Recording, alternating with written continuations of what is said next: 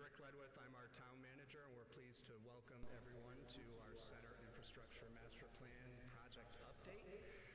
We started this work back in the fall of 2022, and you may remember we held our first public workshop back in the fall of 22, inviting residents and businesses to come in and share with us what they would like to see in that center as we started the work of developing a vision of what we would like the center to be, not just today, but 25, 50 years from now. And I think we can all agree, and I think I can quote some of you here this morning, what we have in the center is very, very special. It is the premier living, working, dining, shopping experience in Connecticut, within 60, 70 miles of West Hartford. So, and it's one of the reasons why West Hartford is, the best place to live and work in Connecticut. So why change anything? So for most of us, as we're walking through the center, we see the people, we see the vibrancy, we see that energy. But for those of us who live or work in the center or in the center every day, we can see that the infrastructure is aging. Our sidewalks are moving, pavers are moving, our trees are getting a little bit older, decaying, dying. So we wanted to work together on a goal to make West Hartford Center even better than it is today, go from great to even greater. And that's our goal as we work together on this project. So back in November of this past November, we had a center business meeting with most of our businesses, and based on that feedback that we heard at that meeting, the plan that we had at that time, folks felt that would have too much of an impact on their businesses as we moved into the construction portion of this project. There was also some concerns about loss of on-street parking, so we listened to that feedback. We went back to the table with our consultants at Stantec, and we sent another survey out to our community seeking input from everybody, and based on that feedback, we are back with you this morning with what we would refer to as a hybrid plan. So this is where we are right now, and hopefully we'll get some feedback from all of you this morning. This is where we think we are right now. So it's not quite as aggressive of a plan as folks may have seen in the fall.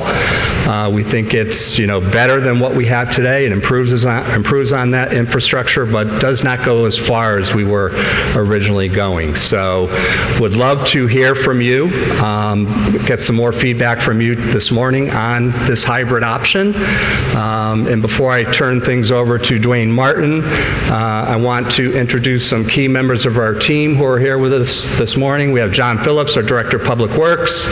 We have our Director of Parking Operation, Brooke Nelson, in the back. We have our Economic Development team here in the back, Kristen Gorski and Lauren Siegel. And then we have our Town Engineer, Greg Summer. So we're all going to be available for everyone. We're going to break out into breakout sessions at each of these tables after the presentation.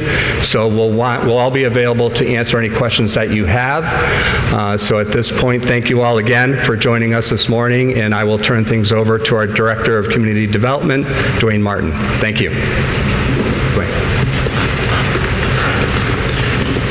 Thanks, Rick. Dwayne Martin, Director of Community Development for the town. So this is our agenda for the meeting today. We're going to run through a brief discussion about the center master plan, some of the elements that were included in that. Briefly go over a summary of our past outreach. We've had quite a bit of meetings and other means of getting feedback from the public, so we just want to highlight those. And then we'll show you the product of all of the outreach efforts with our street design direction and some comparisons. We'll also have streetscape amenities, to share with you. Want to highlight the potential construction phasing and project costs, give people a better idea of how the construction may unfold.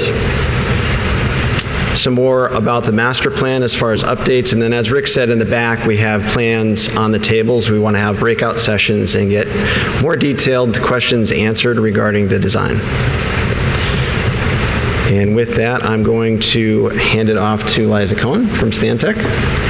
Thanks, Dwayne.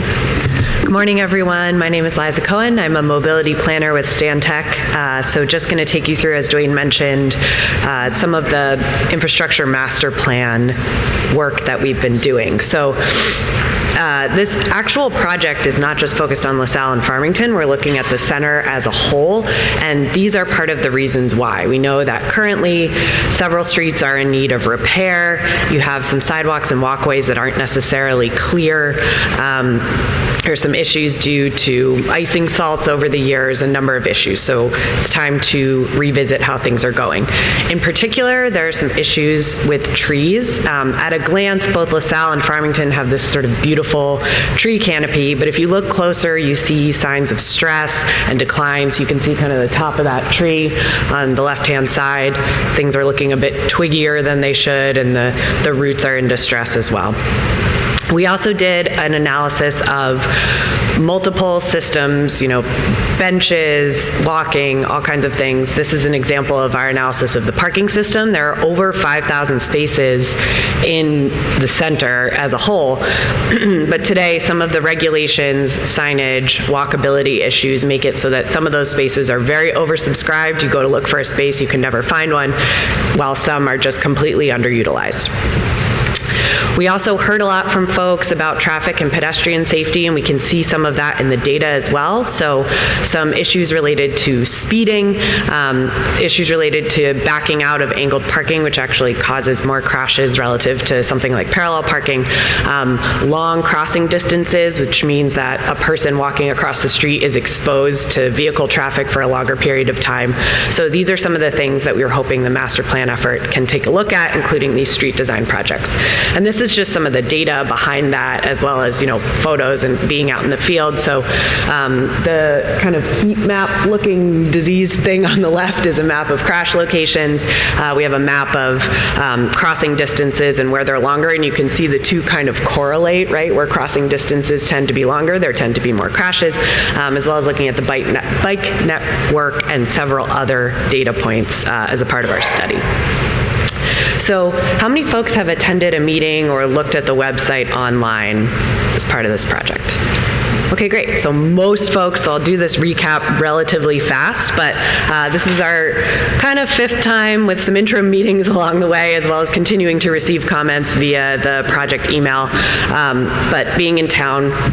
So for round one, it was really interesting. We just came to kind of hear from folks what they would like to see in the center, and we heard a lot of contradicting issues, right? So the main one is up here on the screen. There were some people who came to those meetings and said, close LaSalle completely to traffic and make it walking only. Some folks who said, keep it, at the time it was one way, keep it one way, that's how we like it, return it to two way. So we were kind of trying to navigate all of that feedback, and you can see a list of all the different stakeholders that we talked with. So we came back with a couple of concept designs for both Farmington Avenue and LaSalle, as well as some ideas for the master plan. The Farmington Avenue design at that time was pretty well received, but LaSalle continued to be controversial, with folks who still were pushing for removing all the parking or closing it entirely to traffic, as well as folks on the other side of the street there as well. In round three, as Rick was saying, we were in town to hear from business stakeholders, and at that time expressed a number of concerns relative to construction phasing, concerns about losing that on-street parking lane, lack of loading, a number of different things, again, that you can see summarized on the screen here. And this one is, the results of this are relatively new, although they are online if you want to read them in more detail. So we were here in the winter, and we used a number of tools to hear from people. So we did another voting exercise similar to what we had done a year prior, as well as just hearing general feedback. So one of the things that we heard from people, you can see summarized on the slide here, but was issues of, is it worth it to remove on-street parking, to have a bicycle facility, a lot of support for kind of more incremental construction phasing rather than doing it all at once. Some concerns about some of the circulation changes that we were proposing as part of the master plan. And again, this continued concern around vehicle speeds and trying to slow people driving down as they go through, what is really a vibrant and active town center. So interestingly, when we asked people both online and in person what they would most like to see incorporated into the street design for LaSalle and Farmington, and some of this I think also applies to the broader master plan for the center. Some of the things that rose to the top, you can see the blue bar, the yellow bar, and the purple bar are all things that are kind of in the sidewalk zone, right? Outdoor dining, pedestrian amenities, trees, landscaping. You can see the bicycle facilities sort of starting to go towards the bottom. On-street parking is also up there as well. At that meeting, we also had multiple concepts for both Farmington and LaSalle. These are cross sections, so there's a lot of colors here, but essentially what's marching along the bottom is the amount of space dedicated to different things on the street. So existing Farmington Avenue, that gray car in the middle is travel lanes for vehicles. The blue P is for parking. The purple is outdoor dining. The orange is walking space, and the remainder is space devoted to landscaping. So we had a bunch of different options, including parallel parking, angled parking, what's there today, and then this kind of mix. And interestingly, when folks voted in the poll, the results were basically split right down the middle, right? With some people pushing for parallel parking in a bike facility and others supporting angled parking. But when we asked, okay, if you can't have that top choice, what's your second choice? A lot of people indicated that that kind of hybrid option would be the second best option. We asked a similar question about LaSalle. Again, these cross sections march through different alignments of the different street components, with option A being parallel parking and option B being angled parking. And again, split right down the center, right? So similar to where we started, there are opinions on both sides of the fence. But again, when we asked folks their second choice, if they couldn't have their first choice, that kind of hybrid option rose to the top. And so with that, I'll turn it over to Travis, who will talk about where we landed on the design direction. Thanks, Liza. Travis Ewan, project manager with Stantec. So we're going to just run through what we've heard, and we've synthesized this into a new design direction based on your feedback.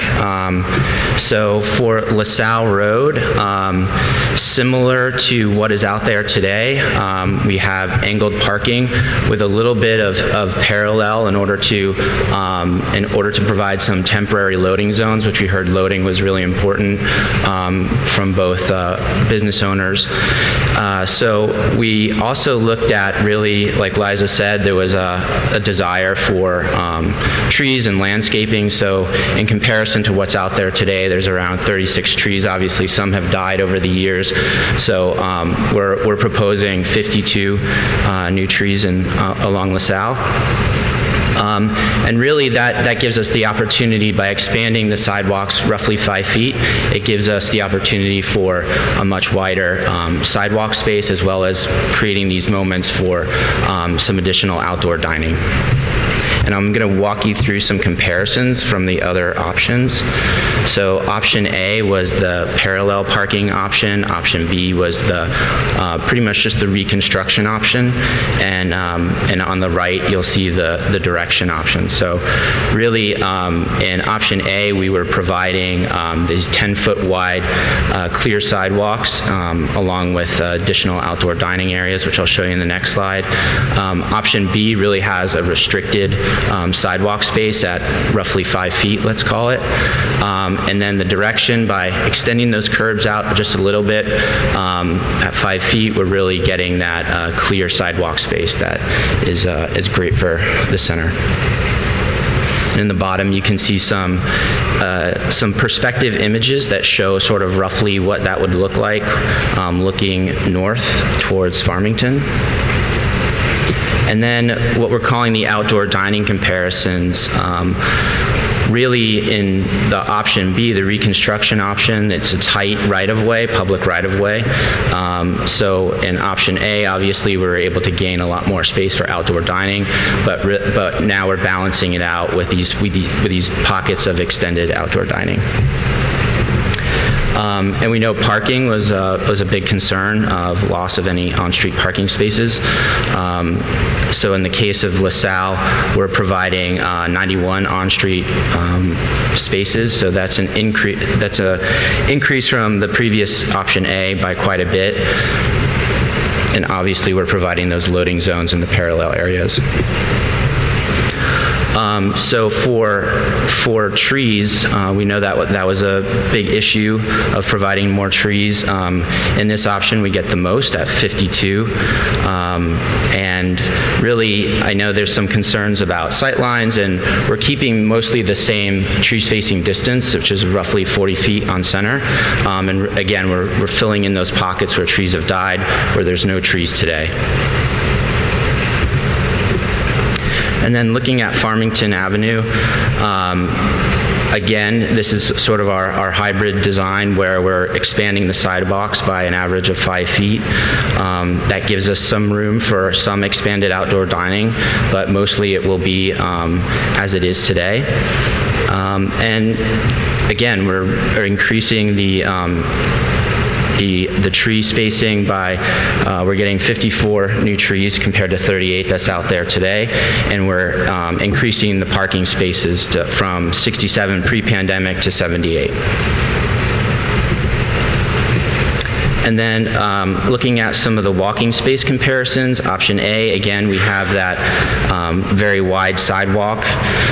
Option B, it's the more restricted area at 4 to 5 feet, depending on where you are. And then with the new hybrid option, we're balancing that out at roughly 10 feet. And then looking at the outdoor dining space, so in option A, they're more or less all the same, pretty much sticking to that public right-of-way line. Option B, if we were to keep a 10-foot clear walkway, there would be quite a bit of restriction on outdoor dining. So in the direction with on the far right, you can see that we're pretty much keeping the outdoor dining the same as it is today. And then for on-street parking comparisons, like I mentioned, we're getting 78 on-street spots compared to 67 at the pre-pandemic levels. And then for trees and landscaping, we're increasing from 38 street trees to 54. And again, we're keeping that same spacing, so thinking about sight lines to businesses, thinking about limb heights, things like that. And we're filling in where trees don't exist today, so the spacing will be very similar. And then looking at the street tree palette, we're choosing street trees that are native to Connecticut, that are hardy, that can tolerate urban conditions, like salt tolerance is a big issue. Obviously, we need to keep sidewalks free of ice, so that's always an issue in the urban environment. And we're creating a diverse plant palette. So out there today, there's only one tree species, that's honey locust, and it's experiencing some fungus diseases. So in order to balance that out and create and inhibit disease, we're increasing the diversity of tree selection. And then looking at pedestrian amenities, we want to make something that's really complementary to the character of the town center. So choosing site furnishings like bikes and bike racks and benches that fit within the character. We've also talked about previous meetings on how the outdoor lighting, the street lighting, is at the end of its useful lifespan. So all of that will need to be updated. And then we heard that ADA accessibility is very important in our last meeting, and so creating pavement surfaces that are easily to navigate by wheelchair is going to be extremely important. And we're making this a lot safer at crossings. We're reducing crossing distances by 20 to 25 feet in some areas. And then also thinking about how we handle stormwater and what are best practices on being able to filter stormwater more naturally before it goes into a pipe, and helps the water quality of our entire area. So we also heard from you guys that construction phasing was very important, and well, you wanted to know more about construction phasing. So what we've done here, this is a high-level look, but it's a more granular approach. And the way that we've handled this is breaking up LaSalle and Farmington into about 6 to 7 phases each. So really taking it kind of a block-by-block approach. And so there were some questions about construction costs. So the estimate for LaSalle, we're looking at around $4.6 million, and the construction estimate for Farmington Avenue would be $5.8 million. And the goal would be to do this in two construction seasons. And then this slide here will walk you through kind of a sequence of construction for one example sub-block, we'll call it. So the first thing that would happen is the contractor would set up their construction staging area in the angled parking areas that are out there today. They would maintain parking outside of those staging areas. And then the contractor would maintain a 5-foot area at all times along the face of building. And then once the existing pavement is removed up to the public right-of-way line, the contractors would then start to install things like new utilities, like electrical systems, and the new soil cell systems for the new trees. The light pole footings would be installed. And then the contractor would install pavement up to the public right-of-way line. They would open the public sidewalk, and then they would start to do some pavement removal around the entrances. And then that's keeping egress into each building, and this would be after hours work. And then during after hours, they would fill in those last spots at the doorways. And then finally, they would install trees and furnishings.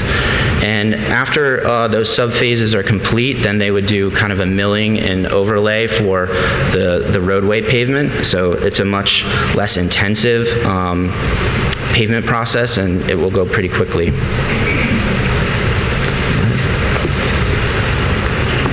So quickly returning to the overall master plan, I think this really detailed street design exercise has a lot of lessons learned for the broader approach to the center.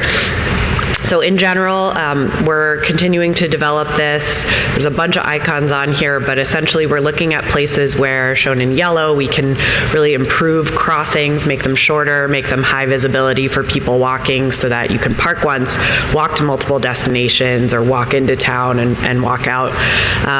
Trying to create more space for both short-term and long-term secure bicycle parking. So for example, as more and more people get e-bikes, that secure bicycle parking is becoming more of an issue for many folks, and encouraging people to use their bikes is great because it cuts down on vehicle traffic, so trying to find spaces for that. We heard a lot at some of the first meetings about trying to find opportunities for things like pocket parks, places to sit, places to gather, so we're going to continue to try to look for opportunities for those kind of interstitial spaces for people to really enjoy the center. As well as opportunities for things like public art or gateway elements that kind of say, hey, you've arrived, you're here. There's also CT Transit bus service. We want to make sure that those bus stops are not only accommodated, but are really pleasant places to be. So with that, I'll turn it over to Dwayne, or do you want me to go through this? Thank you, Liza. So while this project is going on, we have other projects in the mix that are also involved in this area of town and others. So the first one highlighted there is our bicycle facility plan. So this is done by another consultant. We're looking at all of the potential bike facilities that we have all over town, and we've brought that consultant in to review what we have proposed for the center master plan, including for LaSalle and Farmington. That project will continue on for some time, but should also be done this year. That's the bicycle facility plan. As many of you know, we have our Vision Zero effort, and we have a plan that was recently adopted by the Town Council for Vision Zero. We have been using elements from that plan in the design for LaSalle and Farmington, as well as the master plan in general.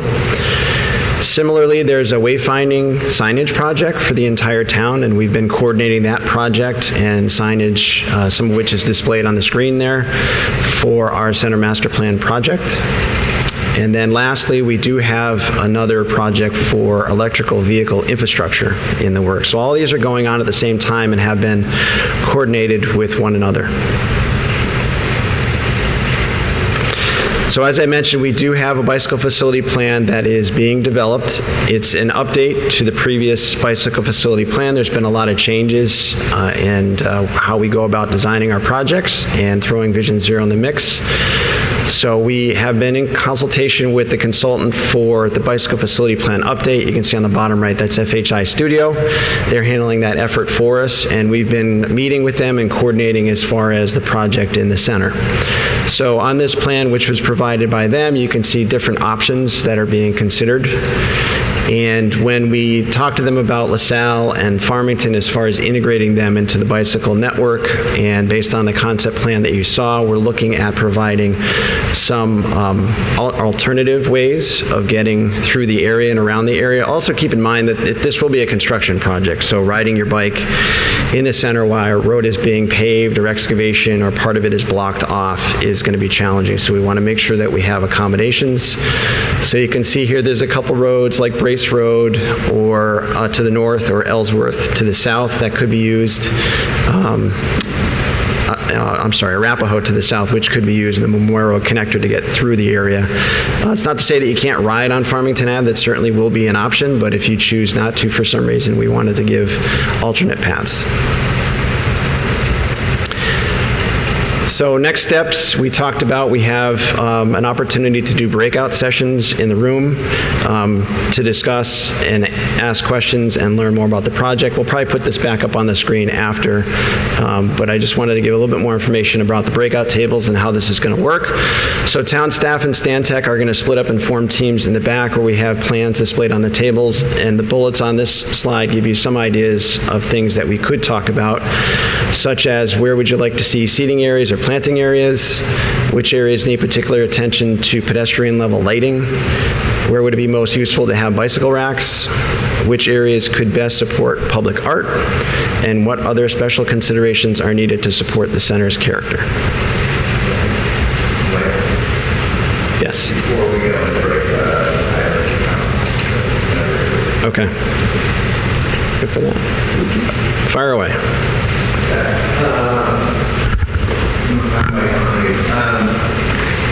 Still, as I see the tree plan, I remain very concerned. They're pretty bushy and start low based on what you should. A lot of the recent people, the retailers around Farmington Avenue themselves, because they get visibility. You can't have stuff that starts here, you're not going to see anybody's signs. We need all trees that start growing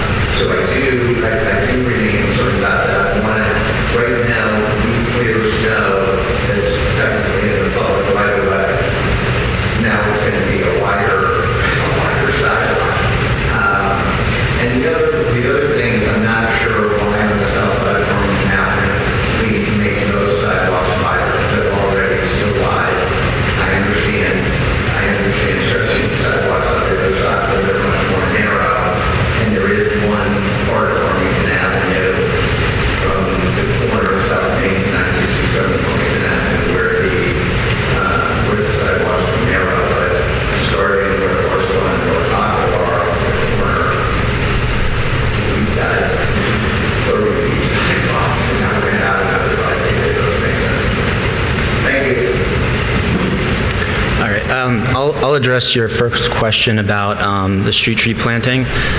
So when these trees go in, they're going to be what we measure by caliper size, the circumference of the trunk of the tree. It's going to be 3 to 3.5 inches. That equals roughly like a 14-foot tree, 14 to 16-foot tree. So what you're seeing in this picture is an installation in 2016, and then the tree on the right, 4 years later, is typically what we would expect using a soil cell system, which is more of an innovative planting system instead of just plopping a tree in a tree pit. So it allows the trees to get bigger much faster. So that comparison there is in Greenwich. It's on Greenwich Avenue in Connecticut. So I think as far as street tree spacing in comparison, let's say to Blueback Square, there's very tight tree spacing, 25 feet-ish. The tree spacing here is in the 40-foot range, so it's double the spacing. So there's still going to be a lot of open views. The trees are going to provide much-needed shade, reduce the urban heat island effect, help filter stormwater. So they're really important in the urban environment to provide a myriad of benefits, including heat reduction, stormwater, and things like that. Thanks, Travis. Where was the slide for construction phasing? So with regards to the construction, and we walked through this, there's a lot of pieces to the construction. So the first thing that I'm going to say is that, as I've said on the record before, the plan is once this project gets a little further along is to bring on a construction manager before any construction starts. And we want to connect our construction management team, being the town and the construction manager, with the business owners as much as we can to flush out any concerns or issues before we start construction. That could be in the form of a public meeting at the very least, and then other interactions to get information and to work through those and be prepared. Now, having said that, yes, that's true. We walk through all these pieces of the subphase. There is going to be times where there's going to be disruptions just because of where we're working, but we want to minimize those as much as possible, whether that's night work or working around a particular busy day or weekend, and that could be different depending on the location. So we want to hear from you as we get into the construction phase to avoid those issues as much as possible. So you'll hear more about that as the project moves on a little bit further. Greg, did you have any other questions on there that we want to? Sorry to put you on the spot.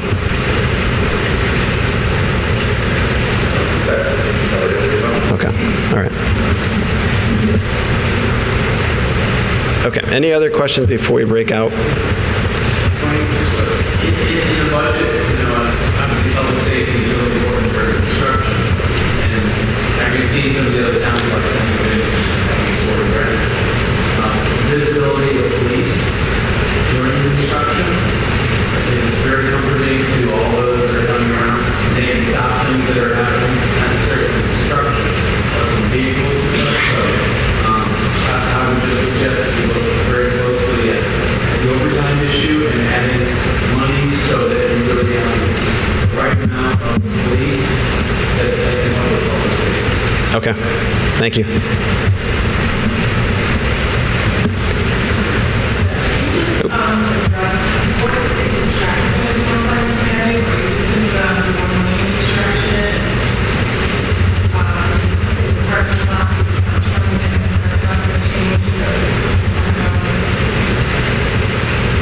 Sure. So Farmington Avenue will stay one lane in each direction. It used to be 2 lanes in each direction. Now it's down to 1 lane in each direction, except for the left turn lane for the Farmington Avenue parking lot.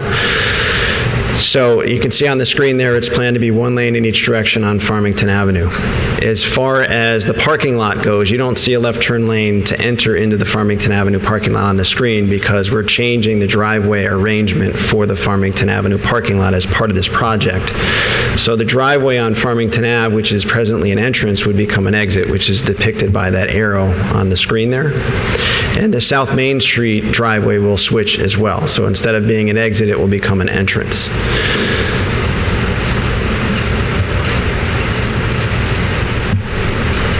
Ed? Good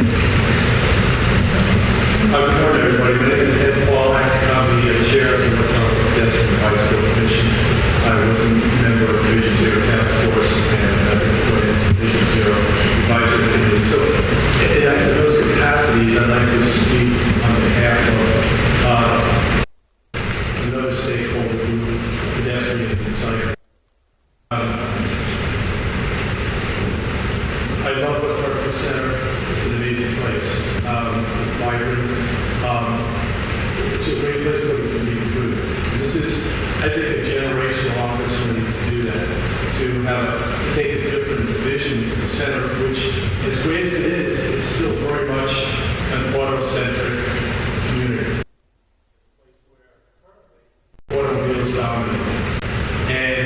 This infrastructure plan represented an opportunity, probably won't come up in my lifetime, to at least make it more people-centered. And I think that opportunity was. By my calculations, looking at the cross-section, approximately 2/3 of the publicly owned right is devoted to automobiles. What makes West Hartford Center so vibrant is people and businesses. But by insisting that that public right-of-way should be devoted to parking, particularly the angled parking that takes up so much space. Approximately 2/3 of that right-of-way is given to automobiles. Automobiles don't make the center vibrant. People do. It's not that there's no opportunities to park around the center. The consultants, Stantec, have demonstrated this way over capacity. But those facilities, particularly parking garages, currently are not well signed, and they're not what they say 1, 2, and 1. But with some vision, you can provide better signage, you can perhaps even provide shuttle buses so people can move back and forth from the center to those facilities. We provide incentives so people can park freely. It's a visionary, this is an opportunity to be visionary. I think that for all the good that this project has, it's fallen way short because it's still falsely for the audience.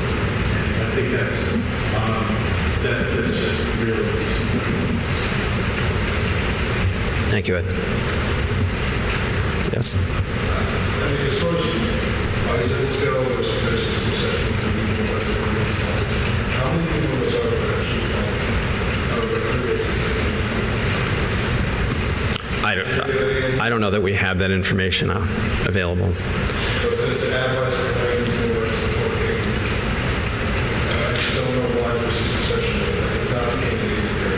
Not that it's important. I don't know if they would be able to. I mean, there's no. But do people really, does anyone here bike to work on a regular basis? Do people? I just don't know. Is there any data other than the online, what's the Poll.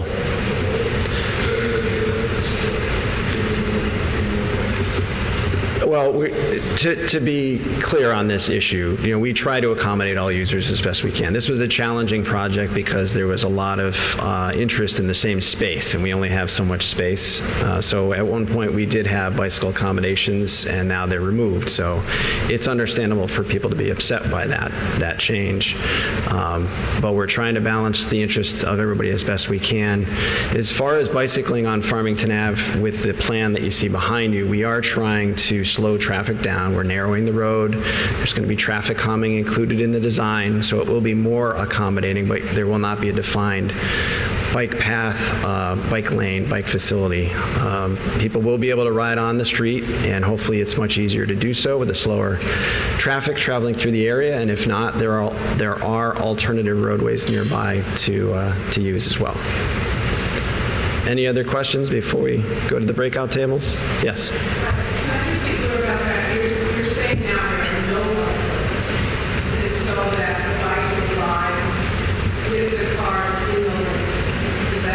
That's an option, yes. And what's the other option? Just not provided? Well, not onto Farmington Ave. If people feel as though it's not desirable to ride with the traffic on Farmington Ave, then they can go to another roadway nearby, which was shown on a slide earlier.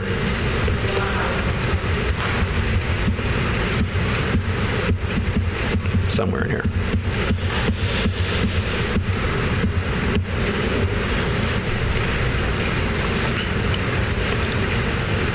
Okay. Yes, sir.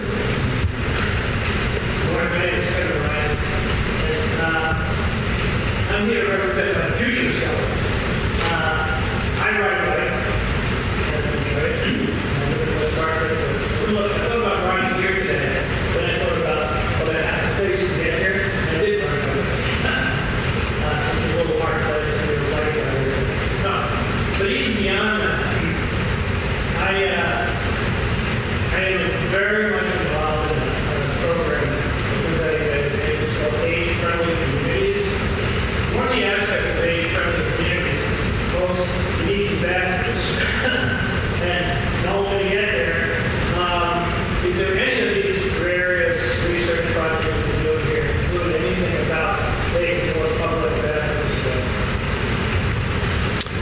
It was discussed at one point as part of the center master plan project to see if there's the ability to accommodate a public restroom somewhere in the center, but the master plan is not done yet, so we don't have a conclusive decision on that.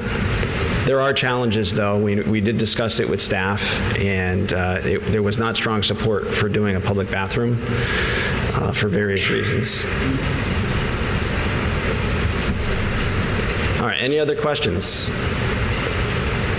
In the back? Just as we go down in this plan from one lane each direction, I'm trying to remember since pandemic times, maybe during the spring, summer, what does that do in terms of snow conditions and how that gets plowed? It used to be placed right in the middle.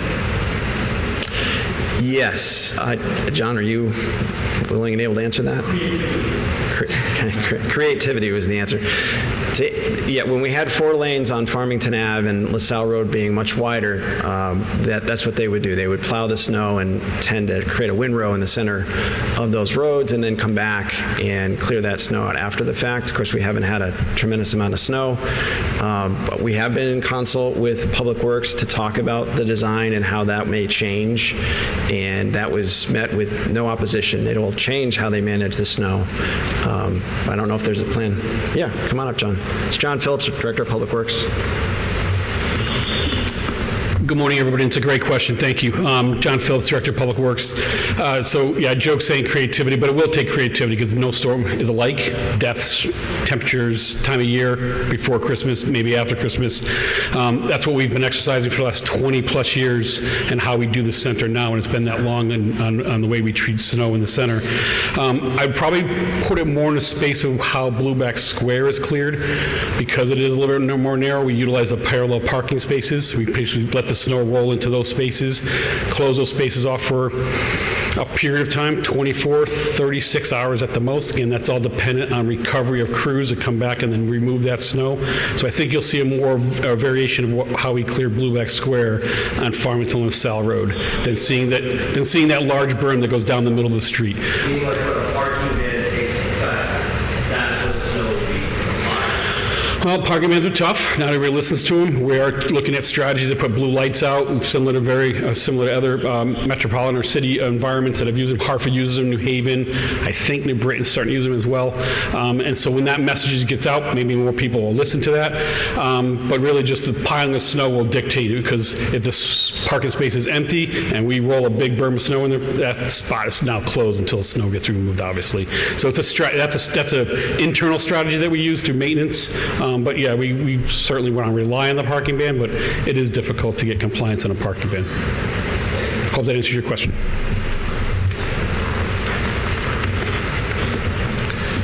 So before we go to the breakout session, I just wanted to give an update as to where we're going with this project, our next steps. So once the design is now in concept resolved, we're going to move forward and get into more detailed design.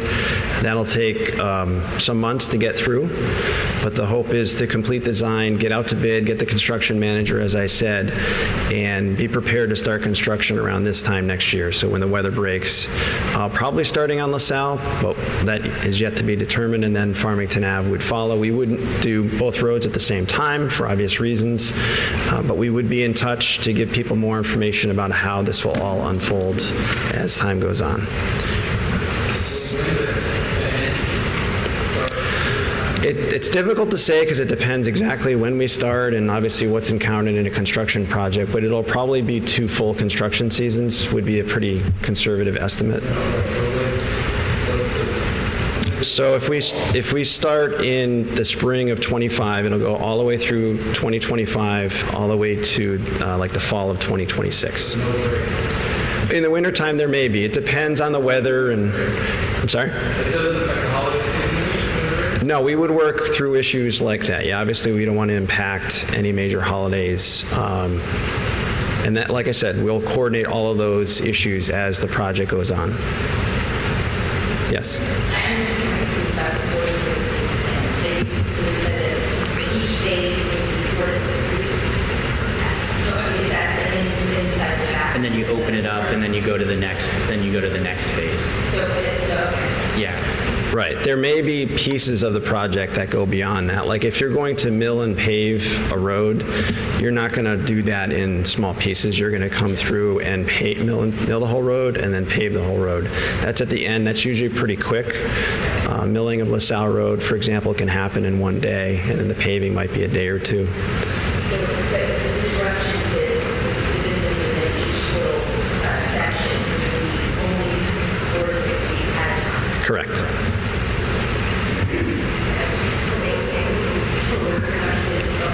And maintain access. There. Right. Yeah. Then we definitely want to communicate with you and come up with the best plan to be able to complete this. And you're not alone. There'll be others that have a similar situation. So we'll come up with the best plan to get through it. Yeah, where we've done this in Manchester, New Hampshire, there was a walkway at all times. You can see on the left they're doing a considerable amount of utility work, but doorways, pathways were open against the building during the whole construction process. So it could be in a temporary, aggregate kind of form, but there's still going to be accessible entrances there. Yeah.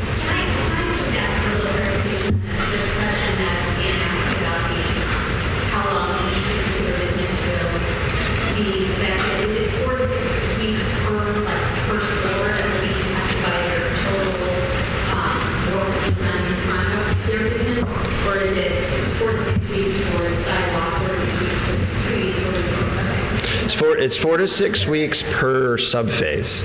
So if you go back, sorry, let me just flip through. So this is the total project area for LaSalle and Farmington. And you can see the different colors. So LaSalle would be one project, Farmington Ave would be another, let's just say. So what we've done is we've carved it up. So the road is split in half, first of all. Each road is split in half. And then on each half of the road, you have subphases. So each subphase is 4 to 6 weeks. And that can be multiple properties within that stretch of LaSalle or Farmington. And then you just move to the next one, move to the next one, and then you hop to the other side of the street. We don't want to work on both sides of the street at the same time. And when you're done with all that, then you mill and pave, and then you go on to Farmington Ave and do the same thing.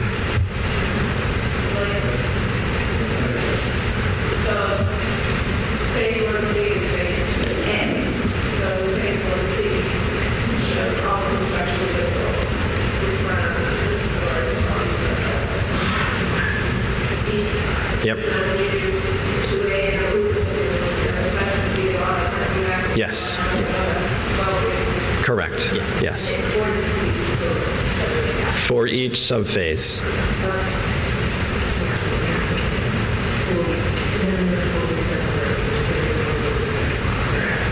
Correct.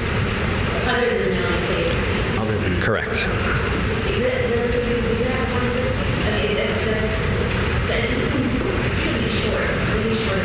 It's about 250-foot blocks, so that's.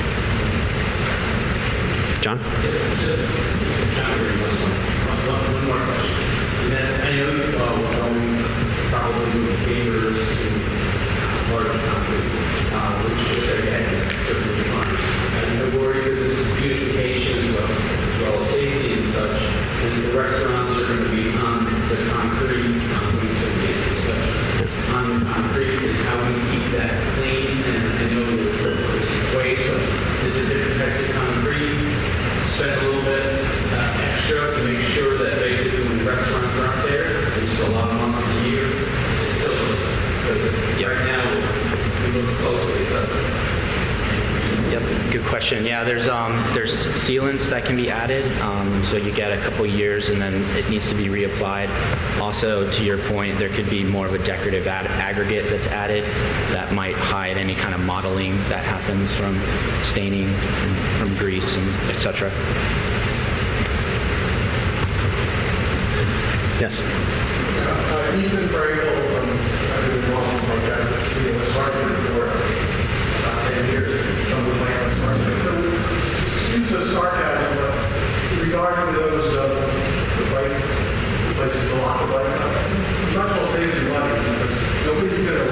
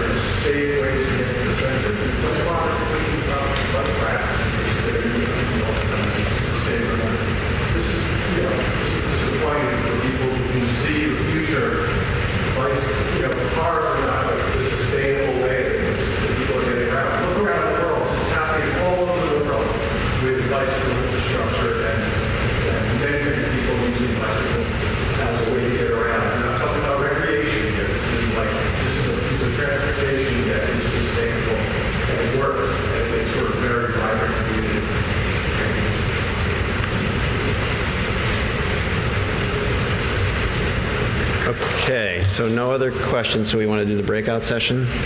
All right, I'll put that other slide back up. Here we go.